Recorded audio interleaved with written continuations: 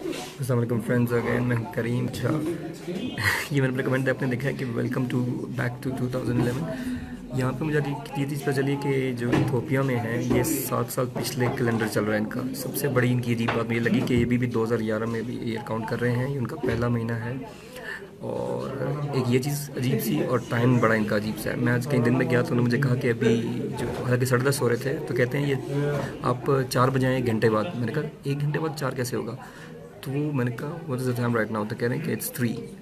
फिर मैंने कुछ नहीं बोला। मैंने कहा अच्छा। मैंने कहा 10:30 राइट नाउ, मतलब 10:30 हो रहे थे दिन के।